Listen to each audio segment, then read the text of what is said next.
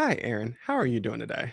I'm well. How are you? I'm doing really good. I've had the opportunity since following you. I think you popped up on TikTok first for me, and I was like, "Oh, somebody local. This is really cool." And like watching you really, in my opinion, master what it looks like to create content around being a state senator. It has just been a really, really fun journey to see. And we just wrapped the legislative session. We So, did. how is that feeling? Like, how did this legislative session feel for you? Personally, it was a very productive legislative session for me. I think I passed the most standalone bills off of the Senate floor, and I think I passed the most standalone bills into law this session. So that feels really good. I will say, it's a difficult. Like the House is tied. We have a one seat majority in the Senate. We're kind of in this like authoritarian takeover that has been particularly acute in Minnesota, just with the federal government targeting. Um, and like we're the first year after the assassination of Melissa Hortman and Mark Hortman and Gilbert, shooting of John and Yvette, but like a bunch of us were, including myself, were on the hit Right. list, right? And Yeah. so as we got to the end of session, it started to feel like what it felt like last session, with my body and brain being like, okay, but nobody's getting assassinated at the end of this. So Mhm. like that was like a very Yeah. heavy like end of. It was a hard. It's been hard, but Yeah, I yeah. so it's interesting you mentioned that around the PTSD because I know last year all of that happened right after the big fundraising dinner. Yes. And so like there's a like I'm gonna be at that. There's a part of me that's like, oh, and this was the preamble. There's I think there's a particular frustration because we have that. We have the assassination and attempted assassinations. We have Annunciation. We have Yeah. Operation Metro Surge. It just feels like there's always something. Yeah. And now we're in election season, it's in convention season, and like I you get there and you kind of head on a swivel and all these different things happening because I think in part we're trying to build something really, really great. Yeah. Because on the one hand, you have, you know, trying to do the democratic process. And I would say that was my first convention. And whoa, I did not know that people cared about the rules that much. Oh, they care about the rules. Yes. Yeah. And then you have, a couple hundred miles away in Duluth, the GOP convention, and they Mhm. make the decision to hold a moment of silence for Derek Chauvin. And no one seems to want to take credit for that moment. Yeah, and he's alive. I don't know Yeah. why. It's like he's Yeah. not dead, right? So, but like it is weird because, at our convention, we're honoring Melissa and Mark and Renee Good and Alex Preddy and Liam Ramos. We're talking about Harper and Fletcher. And then like just a few hours north, the Republicans are like, let's hold a moment of silence for a straight up murderer who is alive. And I had this moment of like, if my predecessor was murdered in a political assassination by someone from my own party, I'd probably have a moment of silence for her. Maybe not like a slideshow or a commemoration, but Mhm. how hard would it have been to say, like, let's have a moment of silence for Melissa Hortman and Mark Hortman for 10 seconds? It would have taken nothing. And it's just like the difference is so stark. Um, yeah, it's just but Yeah. I'm glad you enjoyed the convention because I love it. I love, like, a little bit of, like, organized chaos, which is what Mhm. conventions are, and I love like, the democratic process should feel like, like you're moving and you're like, you have, generative tension, right? Like, I Yes. really love it. Yeah. Yes, the tension in the room, we won't dive too deep into this, around the gubernatorial, Mhm. endorsement was something that was It fever was. pitch. I'd never seen anything like that before in my life, but we landed from the convention with these endorsements, and we're getting into the space where we're running, and I think, Yeah. like, I'm asking people to recognize the differences between the conventions, the differences between, getting out and showing your face versus using a deep fake for someone, which Yeah. is a particularly fascinating to me because you led the charge on this very issue Yeah. previously. Can you talk a little bit about that? Yeah, so 3 years ago, I passed a law that, prohibited the use of deepfakes in to influence an election, and the law is really specific, right? So the deepfake has to be so realistic that a reasonable person would think it's real, Mhm. and it has to be used to, like, injure a candidate, and you have to know that it's a deep fake when you disseminate. So there's like criteria to it, right? For It's sure. not to say if someone made like, a cartoon of me, or even they used AI to generate a video, but it's very clear that like maybe I have a ventriloquist mouth, or you know what Yeah. I mean? Like if you Yeah. use something like that, it was really meant to get at, we don't want people seeing straight up lies that are made to look very, very real. Mhm. And there's also, and like as a candidate myself, I have a right to not be shown realistically doing or saying something that I didn't do or say, For right? sure. You can say I did something, you can say I said something, but if you take my likeness and make it appear as if I did or said something that I didn't do, I just don't think that should be legal. So that is what the law is, and it was bipartisan. It passed unanimously through the Senate. I think there was one vote against it in the House. But it was, I wanted to get ahead of the problem. We hadn't had deep fakes in elections at that point Right. in Minnesota. And so if we could make a law about it before we did have a deep fake, we wouldn't be responding to a candidate or to a party. We would be proactively saying, we don't want this in our elections. And that's what we did. I'm really glad we did that. For sure. And for context, I probably should have gave it. In the race for Senate, there's a primary on the Democratic Mhm, side for Senate, and there was a ad that was put out by a PAC that supports Angie Craig that mhm, used an AI generated version of Peggy Flanagan. That's mhm, the context for that. And I would say in general, the conversations around AI are just swirling. I have this thought process I'm going to talk about more online. That I feel like AI and like poly markets are going to be the death of us. Um, yeah. but in particular, there's the element of like the environmental issues with Sure. AI as well as the structural issues with AI, Mhm, like mhm, the use of deep fakes or creating misinformation or whatever it might be. And there's been a fight here in the state of Minnesota around data centers. That's the yes. deal, is like trying to get these companies trying to put these data centers in places that can be detrimental from an environmental standpoint to the Mhm, people who live there, and also oftentimes just not a lot of transparency around that. I know that's been a fight right. that you've also been waging. Oh, yes. Where would you like me to start? Just Wherever, tell like, me. yes, wherever. I mean, I Oh, think that there's an because I know that there was a conversation about a data center that was potentially going to be put up, and there was some anonymity around that, if I'm not mistaken.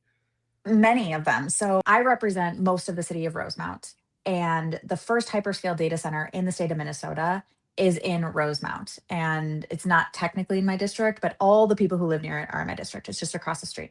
For sure. And we found out about this data center in 2023 after it had been completely agreed to by the city of Rosemount. It had been agreed to under a code name, Project Bigfoot. The Meta liaison with the city had a code name. It was Ken Confidential, and that was his email. It all happened under NDAs. And so, Meta, I loathe them personally as a company. And I think Mark Zuckerberg has committed, crimes against humanity. Absolutely. Um, for which he should be held accountable. But so you have parents. I live in a suburb. I represent the suburbs. Parents whose kids are always on Instagram. They're always on Snapchat, right? Like they see the phone addiction. We have a demonstrable decline in children's, educational outcomes. And now we Absolutely. have the physical manifestation of this horrible company that's like led to election interference and committed and helped like Mhm. promote genocide in other countries and like done all this Yeah. horrible stuff. We're going to build a huge data center in your backyard, and you didn't even get a chance to say anything about it to your elected Right. officials. People aren't happy, right? And so we've seen that happen now, but with Google and with Amazon, across the state, Pine Island, Monticello, North Mankato, Hermantown, Farmington. And I think what you described kind of at the outset of this, we have all these conversations about AI, we're having all these conversations about like our data and privacy and security. Mhm. And then I think data centers, like in addition to the environmental concerns, it becomes the like, oh, the building, like your neighbor, your physical, literal neighbor that is doing all these terrible things. Now you can see them and you can, Yeah. so I think data centers have come to represent very much that, even though they individually are quite terrible, both to the people they are built near and the environment and There's noise pollution and light pollution, like things Mhm. that, we don't solve for in our water permitting laws or in our ratepayer protections. There's heat island effects. So there's emerging research that the heat island put off by hyperscale data centers can be anywhere from like 3 to 16 degrees. So Interesting. like we Yeah. did pass a law in 2025 that protects ratepayers from having their electricity, their energy rates increase because of data centers, which is good, but that only protects us from the energy they're using. What about the energy we have to use to cool our Mhm. homes For who sure. live near a data center because of that heat island? So I am naming but like a small iota of the problem. But so data centers are just, I really do think it's become, whether it's fair or not, very much of the like, are you for the people or are you for these Right. multi-billion-dollar international corporations who are just like sucking up all of our land for their data centers that no one asked for technology that I'm still not clear. So like what is it that Meta wants to do that they can't do now? Because right, we don't have the Meta data center in Mhm. Rosemount. We don't Mhm. have the Google data center Yeah. in Pine Island. So what is it that they want to do? That's I don't like I think that's a question that we all should be asking, rightfully so. Yeah. And I think to your point, there's this larger sense of like the dystopian nature of it. It's like Big Yeah. Brother. I mean, the phones listen. We we have Oh yes. conversations all the time, and then I'll open Instagram, and it's like, "Would you like to go to Disneyland?" It's like Just we didn't even say the words. You inceptioned it out my brain at this point. do you want to hear one that we Yes. had? So we have a home project in our backyard that is so it's going to be expensive. It's going to take us 5 to 10 years to save up for it. Like we know it's going to take a long time. And so every time we're out in the backyard, we're like, oh, like our super expensive project that we don't have the money for, we know it. And my wife made a joke the other day. She was like, I'm going to have to sell foot pictures or something on the internet for us to afford this. She opened TikTok and the first video was like, look how much money I made selling foot pics on the internet. Let me tell you how. And I was like that is It's so far beyond. not okay. It's not okay.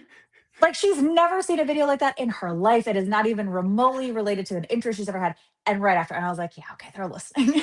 They and they're listening for the purpose. Something I say all the time is like the objective is to keep us on the app for as long as humanly possible in order Yes. to convince advertisers to spend more money on ads Yep. so that they can reach out to us. Like we at some point are data centers. We are We are not the human product. beings. Like Right. we are always the output of these data pieces so that someone else Hmm. can buy that data to sell something back to us. And you're right. I think the physical manifestation of Big Brother sitting there creates Yeah. a whole other issue. Now, are you finding any bipartisan support in trying to push back against these data centers, or is it becoming drawn down partisan lines? It is not down partisan lines, especially across the country. So I am part of a bipartisan group of state legislators. We have like a group chat and we have a conference, and we're really dedicated to regulating big tech and AI.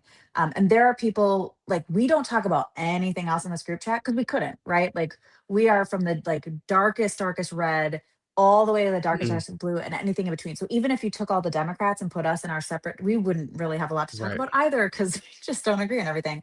But in this, we're lockstep. And so we've been talking about data centers, and actually today, June 4th, New York is poised to pass a 1 year moratorium on data centers. So we were just talking about that That's in that awesome. chat. So no, it is bipartisan support, but it's also bipartisan opposition. What I'm finding is that the support, and one thing I want to say is that the jobs of the people who build the data centers, like I understand that those are good paying jobs, absolutely they are, and these are a lot of especially in Minnesota, a lot of our union brothers and Hmm. sisters, right? And I'm not opposed to them having good paying jobs, but I liken it to the I'm against the war in Iran, but I'm not against the troops. For Like it's kind sure. of that thing for me. Um, and so, that's kind of one of the things, like even within the DFL, there's not universal ire for data centers. And For within sure. the Republicans, there isn't either. But I do have bipartisan, people who agree with me and then bipartisan people who disagree with me. For sure. And I think we are kind of collectively living in the reality of some of the polarizations of that, partisan the partisan splits that exist. Yeah. And we saw that on full display this year with the House and the state being tied Hmm. and the Hmm. Senate having a one Democrat majority.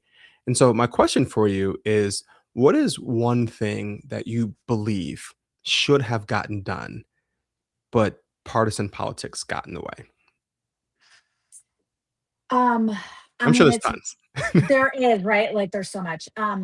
One thing that comes to mind immediately, and it's recency bias probably, but Lisa Damas should have given the gun violence prevention bill a vote, right? I'm not saying that it would have passed. I actually think the reason that she didn't give it a vote is because it would have passed, Mhm. because it wasn't just an assault weapons ban and high capacity magazine. It was also like $20 million for school safety and like tens of millions of dollars for mental health. And the thing, it was a package, right? Like all the Right. things we talk about when we talk about gun violence prevention, it was all in there.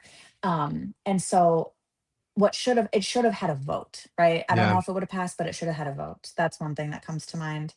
I had it's hard for me not to talk about my own bills, but I had Yeah. That's why you're here. thanks. Yeah. I had a bill that would have allowed or would have required insurance companies to cover infertility treatment. And I have the votes. I have the votes in the Senate. I have the votes in the House. But Lisa Dameth wouldn't give it she wouldn't let it through. And so that is so like it pains me because there's so many people who want to start or grow their family and they can't because they can't afford to pay out of pocket for their infertility treatments. And that was partisan politics because we actually had the votes for it. We had 35 votes in the Senate and we had 69 votes in the House. Like that's enough to pass a bill. Right. Well, that's a huge bummer. So then, it leads to my next question. What is one thing that you believe that you will be able to get pushed through in this next session with potentially a majority? Some of the stuff that I know that I'll be able to get through with a majority. Some of it's stuff I think I could still get through without a majority, but it would be way harder and might not look Mhm. as good. But stuff that we would be able to get through with a majority, I mean, we're talking um I think the gun violence prevention package is coming back next year for sure. Infertility treatment for sure.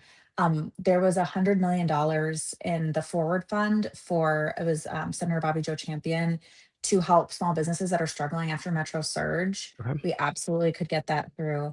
We had a response to the federal government and ICE package. So a few different senators had different bills, but mine was keeping ICE out of childcare centers, Okay.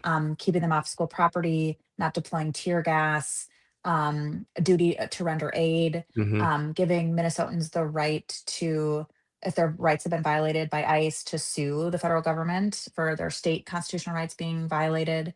Um, and there was another one that this is wild. So in the 80s, there was a US Supreme Court decision that said every child has the right to a free and appropriate education, regardless of their immigration status. And so Senator Elise Mann, which I'm so sad she's Yeah, retiring, she's retiring, um, yeah.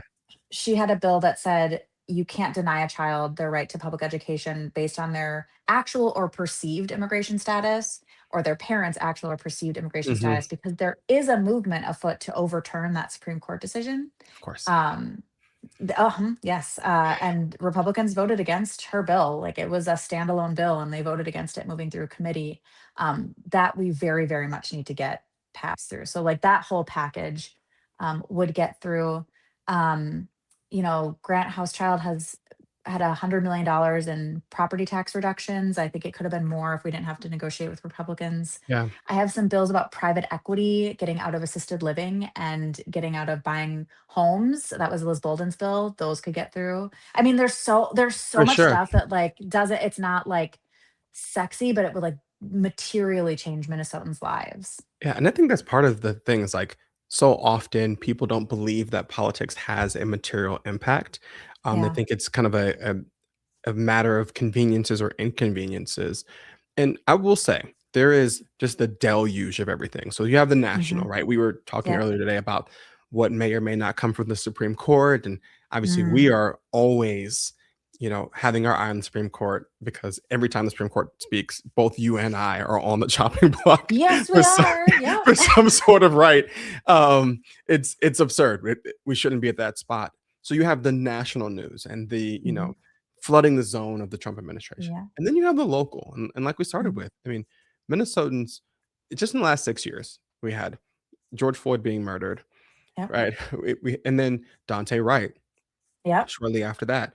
We had to deal with the trial of Derek Chauvin in the aftermath of that. And then we've had Operation Metro Surge. We had the Mhm. Annunciation. Like there's just all of these different Yeah. experiences that we've had. So my question to wrap this up is given both um the dredge that is local and national politics, and considering we're only a couple months out from the midterms, what is one way that you would encourage people to stay in the fight? Mm. So I give people like a few different parts of the same set of advice, which is the following. One, you have to treat yourself like a plant. You need sunshine, you need water, and you need food. And so like you have to do that first and foremost, or you Mhm, won't stay alive. So you have to do that. The second part is like pick your thing or two things, but you don't get much more than that. And then focus there mhm, because this really is like a group sport and we all have our positions and we have to trust that we are doing our part in our lane. And mhm, then the folks who have, so let's say I choose gun violence prevention. Okay. I'm doing my stuff in gun violence. Of course I care about climate change. Of mhm, course I care about, civil liberties, but like I'm going to focus on gun violence prevention and know that my folks in climate will tap me in when they need me. And when they don't need me, they're doing their stuff. Right. right, And same with folks over doing civil liberties. Right. So you have to choose your thing, join your group, do it alongside people. I promise you, you're not the first person to ever have thought of the issue. There are people who have done something and they're organizing on it. Join up and then figure out what you have to offer to it. Maybe it's just money. That's okay. Maybe it's time. That's okay.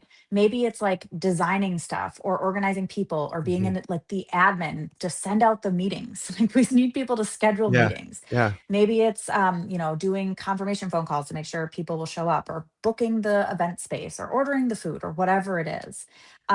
Your talent is needed and show up and be with people. Like that really is we have to get off like you can consume content about it but if you're not talking to other people about it especially people who want to do something with you then you're going to feel defeated all the time and so it really is to like get engaged on that accessible level and do your work and then also remember it's a choir so you can take breaths and then come back in yeah, when you're ready so yeah, you don't have to I feel sometimes the pressure to be it's not outrage. I feel the pressure to be as despondent as the people of the family who is experiencing the worst thing, right? yeah. All the time. And joy is an act of resistance. And like I have to remind myself of that all the time, like not in a cutesy way of like, no, no, you have to be happy. Like go Yeah, do things yeah, that bring yeah, you yeah, yeah, joy. So yeah. Well, Senator Erin May Quade, I'm so grateful that you took the time to spend some time with us. Please tell the people where they can find you. Erin May Quade on all platforms. And you can call me EMQ. It's totally fine. Okay. Everybody does. And website, I know you're running for re-election right now. I am. Yep. ErinMayQuaid.com. And you can donate. You can sign up to volunteer. You can write letters to the editor. You can, make content. I did. Someone sent me. There's someone on Reddit that like posts, like a post about me like occasionally. I'm like, I have no idea who that is, but thank you. That's great. That That's works. awesome. You can come write postcards and or make phone calls. So do something. Just do something. Yeah. Well, thank you so much for your time, and I appreciate it. Yeah, of course. There is nothing that I wouldn't do. For your attention, please. Can I have your attention, please? Everybody just look at me. Everybody just look at me. I day trade attention. Shout out to Gary V. Respond to every mention. You can find me on your FYP before.